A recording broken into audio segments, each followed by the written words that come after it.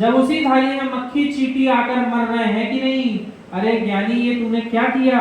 हमारे बुजुर्ग पता है क्या करते थे, ऐसा नहीं था कि उनके पास खाने को पैसे नहीं थे या भोजन नहीं था इसलिए ऐसा करते थे, नहीं ज्ञानी उनके पास जैन धर्म था, भोजन करने के बाद थाली धोकर पीते थे। श्वेतांबर में तो अभी भी करते हैं ऐसा, पता है क्या आपको? हाँ, दादाजी करते हैं ऐसा, हम भी करते हैं रोजाना।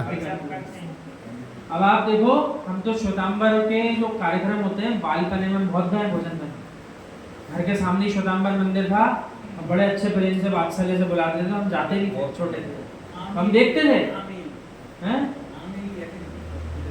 तो उनके लिए क्या व्यवस्था है, वहां व्यक्ति खुद अधिक भोजन लेने के पहले खुद डरता है कि वे खड़े होकर के कहेंगे बड़े प्रेम से इसको बांधो और घर ले जाओ, या फिर यहीं खड़े होकर खाओ। तो अपन को क्या करना चाहिए, जितना सेवन करना उतना ही लेना चाहिए, ताकि थाली कैसी लगे कि वापस धो के अपन ने दे दी, इनसे जैसी ली थी वैसी दे दी। और इतना नहीं हो पाए तो कम से कम झूठन नहीं छोड़े, तो झूठन रख के जब घंटों घंटों अपन जाएंगे तो शाम को आएगी मांझने, तो शाम तक तो बहुत देरी हो जाएगी। कितनी जीवों का वध, चींटियों का ढेर लग जाता है कि नहीं, जरा सा गिर जाए गर्मी में कितने जीवों की विराधना होती है, कि फिर उनका फल कैसा मिलता है, पूरा परिवार एक ही वाहन में जा रहा, पता चला पूरी की पूरी ट्रेन पटरी से उतर गई, सारे जीव एक साथ समाप्त हो गए। पूरी बस भर के जा रहे थे, बस खाई में गिरी, सारे के सारे एक साथ समाप्त हो गए। ये उनके साथ होगा, इनने सामूहिक एक साथ पूरे परिवार के जीवों का विराधना कर दी। एक साथ पैर रखा, भोजन पड़ा, उस पर पैर रख दिया, चींटियों को देखा ही पूरा झुंड था चींटियों। आपने क्या किया, समूह में इकट्ठी 50-60 चींटियां मारी। अब आपके जैसे पाप करने वाले साले एक साथ इकट्ठे होंगे, उसी स्थान पर एक साथ मृत्यु को दर्दनाक तरीके से प्राप्त हो, जिससे शरीर का नाश हो रहा है। ऐसे काम अपन जीवों के लिए नहीं करें। ये अज्ञानी कहेंगे कैसी थाली पी रहा है, ये थाली नहीं पी रहा, ये झूठन छोड़ करके नहीं जा रहा है, ये जाल बिछा करके नहीं जा रहा है। जाल बिछाना है, भोजन करके थाली ऐसी छोड़ देना। अरे कम से कम जो पानी अपने पास है वो पानी डालकर ही जो झूठन है उसको समाप्त कर लो।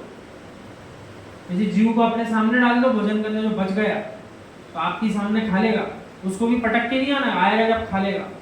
ऐसी व्यवस्था बनाना पड़ेगी, उसको संभाल के रखो, जब कोई जीव आए तो उसको दो। और जो अभक्ष का सेवन अपन नहीं करते, उस अभक्ष का सेवन त्रियंचों को भी नहीं कराना। ये तो आपका अपने लिए खराब हुआ है, इनके लिए कहाँ हुआ, ये तो जो दो खा लेंगे बेचारे। तो आप अभक्ष नहीं खा सकते, उनको क्यों खिला रहे, वो भी अभक्ष ही है। गलतकारी अनुमोदन ना तीनों बराबर है। तो इसलिए भोजन उतना ही बनाना चाहिए, उतना ही करना चाहिए जितनी अपन को आवश्यकता हो। बहुत अधिक बना करके फेंकना भी समझदारी नहीं दिखती। तो जीवों को खिला रहे तो अलग बात। चौथा नरक का द्वार है चोरी, दूसरे की वस्तु का हरण करना, बिना पूछे किसी की सामग्री उठाना, ये चोरी है। पांचवा नरक का द्वार स्त्री सेवन, पर रमणी रमण पर स्त्री सेवन, यानी कम से कम तुम रावण जैसे ही नियम ले लो, रावण से बड़े पापी तो नहीं होंगे ना आप लोग। रावण का एक बड़ा नियम था, और ये नियम है ना, कितने ही वैदिक परंपरा के जीवों से पूछते हैं, उत्तर किसी के पास नहीं रहता। जब रावण आप कहते हो लेके चले गए थे तो कुछ किया क्यों नहीं, कुछ दुर्घटना क्यों नहीं घटी, इसका उत्तर किसी के पास नहीं। तो आगम अपने जैनागम में उत्तर है, पढ़िए। रावण का एक बड़ा नियम था, जो स्त्री मुझे नहीं चाहेगी मैं उसके साथ बलात्कार नहीं करूंगा। कितने लोग हैं जो कम से कम रावण जैसा नियम तो ले ही सकते हैं।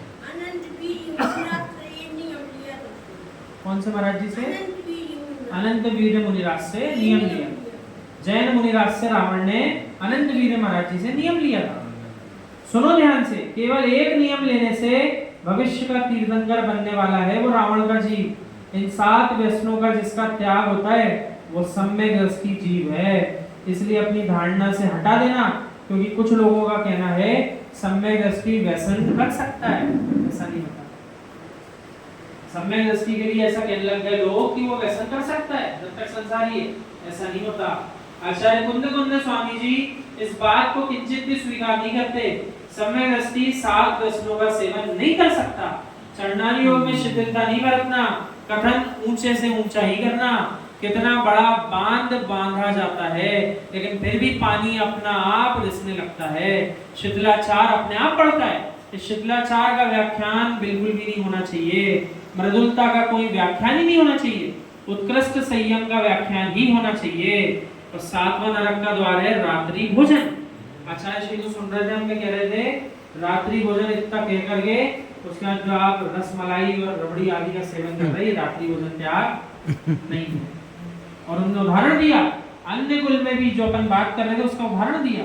अन्य कुल में होकर के उपवास के दिन भी आप कितना कितना कंदमूल खा रहे हैं, ये आप अच्छा कर रहे हैं कि और बुरा कर रहे हैं? हो सकता है बाकी दिन कम कंदमूल खाया हो, आज तो और ज्यादा खा रहे, तो ये आपने और उल्टा काम कर लिया। हे